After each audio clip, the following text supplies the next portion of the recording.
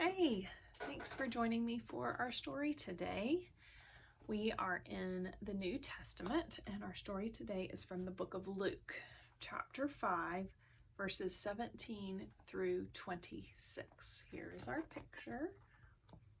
This may be a familiar story to you, but listen for something that you maybe didn't know about this particular story. Jesus heals the paralyzed man.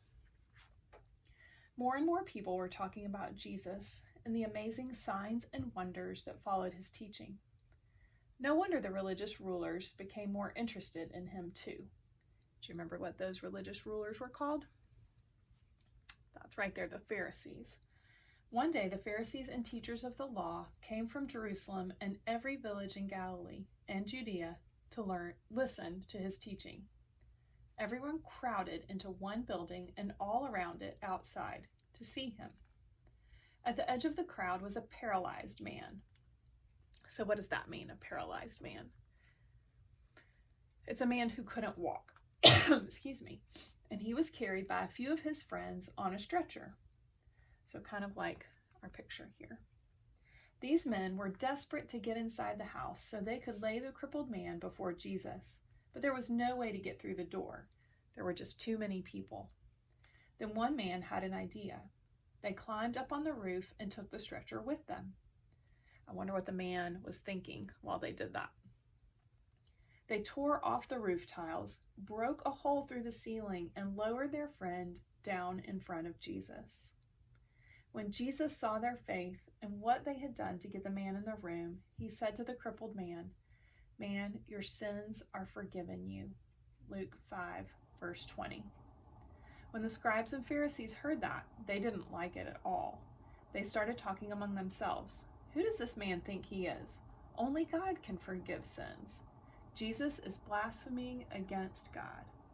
They believed Jesus was only a man, and it is a sin for any human being to say that he is equal to God. That's what blasphemy means. Jesus knew what they were thinking, and he said to them, "Why are you asking these questions in your hearts? Which is easier to say, 'Your sins are forgiven,' or to say, 'Rise and walk'?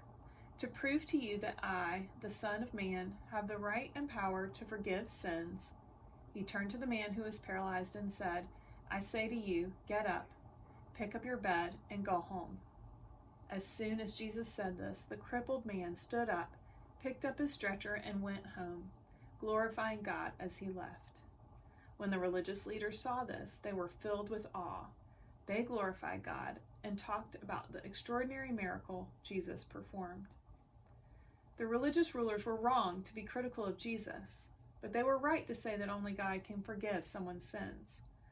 You and I can forgive people when they sin against us, but we can't forgive a person for their sin against God. Only God can do that. Jesus wasn't forgiving the crippled man for breaking through the roof. He was forgiving him for his sins against God. That is why the Pharisees and teachers of the law were so upset. They didn't realize Jesus was God. They didn't know that Jesus would die on the cross to take the punishment for the crippled man's sins so he could be forgiven. Jesus knew their questions needed answers, and he used the healing to teach them. But in the end, many of them rejected Jesus' teaching and refused to believe in him. Sadly, in a few years, it would be the religious rulers who would plan Jesus' arrest and crucifixion. So, questions for today. What is wrong with a man on the stretcher? That's right, he's paralyzed. That means he can't walk. What in the world would that be like to not be able to walk? Think of all the things that you love to do. Ride your bike, run, play tag, climb on the playground equipment. All of those things you wouldn't be able to do if you were paralyzed. How did his friends get him through the crowd to see Jesus?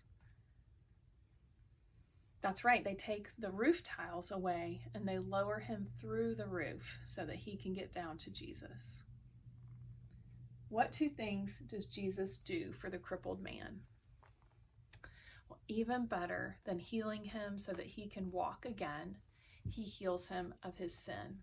he says, your sins are forgiven, which is even better than being able to walk. Thanks for listening to the story today. I hope you are doing well, and I'm able to see you soon. Take care.